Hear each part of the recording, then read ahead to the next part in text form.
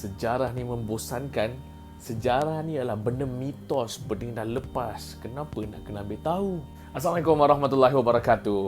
Berjumpa lagi dengan Abang Tanja. Hari ni kita nak tengok satu benda yang sangat menjadi ketakutan orang ramai terhadap sejarah. Kenapa orang tak suka dengan sejarah? Sebenarnya, orang di Malaysia ni, terutamanya kalau budak sekolah menengah dan sekolah rendah, bila kita cerita tentang sejarah, mereka ada anggapan yang tersendiri terhadap subjek sejarah. Itu yang berada dekat sekolah. Macam mana yang dewasa macam kita, ramai juga tak suka dengan sejarah. Bila Abang Tanja buat seminar sejarah itu seronok bersama dengan Akademi Impact, apa yang berlaku, Abang Tanja boleh katakan secara ringkasnya, kalau kita tanya top 10 subjek yang ada dekat sekolah, yang paling bawah sekali mesti sejarah. Kenapa korang tak suka sejarah?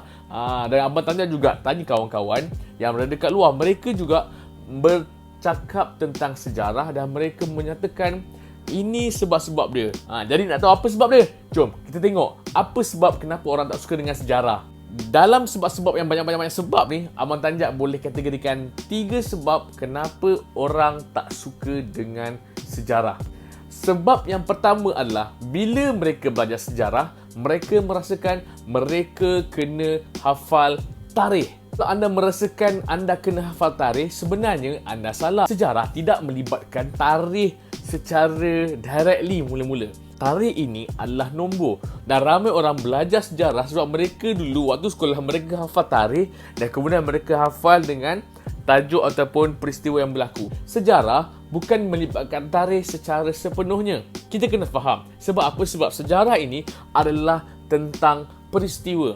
Tarikh adalah nombor. Nombor dia takkan hidup tanpa ada sebarang sandaran di sebalik nombor tadi. Seperti contoh, birthday surprise ataupun parti hari jadi. Kalau kita nak buat surprise party kepada contoh kawan kita kepada mak kita, apa kita akan buat? Kalau kita contoh macam buatkan restoran, kita jemput mak kita datang, tiba-tiba surprise. Lepas tu kita nak sebut apa? Dia tak sebut tarikh, betul? Tak sebut tarikh. Jarang orang sebut. Contoh macam birthday Abang Tanya 9 Oktober ataupun 9 hari bulan 10. Orang tak sebut surprise 9 Oktober. Tarikh adalah nombor dan nombor ini kena bersandarkan kepada peristiwa.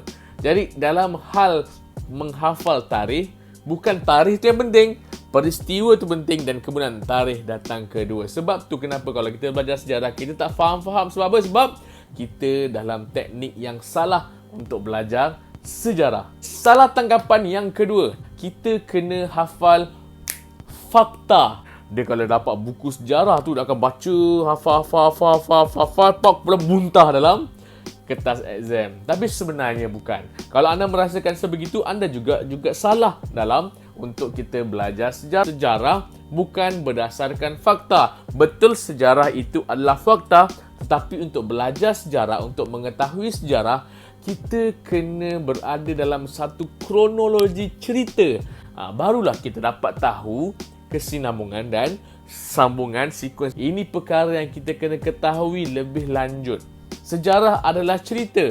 Maksud sejarah adalah history. History adalah cerita dia. Jadi sejarah ini adalah berkenaan dengan cerita. Dan cerita ini bergabung dengan fakta. Itu yang dikatakan sebagai sejarah. Yang ketiga, iaitu bila belajar sejarah, ramai orang akan beranggapan sejarah ini adalah umpama kisah-kisah mitos. Mereka bercampur aduk dengan pelbagai teori, pelbagai cerita-cerita yang tak benar dan akhir sekali ia menampakkan sejarah itu sebagai fairy tale, sekadar cerita dongeng. Ini yang ramai orang kenapa mereka malas untuk belajar sejarah. Dan ini juga sebenarnya bagaimana orang juga suka dengan sejarah. Dia ada dua pro and cons. Tetapi kalau pro orang suka dengan sejarah tetapi dia dapat berita yang tak benar, dia bukan belajar sejarah tetapi dia belajar tentang mitos. Dan akhir sekali bila dia sebut mitos, dia takkan memberikan banyak kesan. Sebab apa? Sebab kesan akan lahir dari perkara yang betul-betul jitu, bukan daripada mitos. Ianya mestilah bersandarkan dengan fakta dan juga penemuan-penemuan. Jadi kita jangan salah anggap dengan sejarah lepas ni. Kalau kita nak baca buku sejarah, lebih baik kita mencari ilmu sejarah yang telah diakui. Kalau senang macam ni je, kita pergilah ambil masa sedikit berwacana ataupun pergilah ke pembentangan kertas kerja yang dibentangkan oleh pakar-pakar sejarah daripada universiti-universiti dan daripada pakar-pakar sejarah yang ada di seluruh Malaysia ataupun di seluruh dunia. Kita belajar sejarah untuk jadikan diri kita jadi lagi hebat, dan insya-Allah dengan kita belajar sejarah tadi, kita dapat belajar bagaimana untuk menguatkan diri kita untuk jadi yang terbaik. Jumpa lagi. Assalamualaikum warahmatullahi wabarakatuh.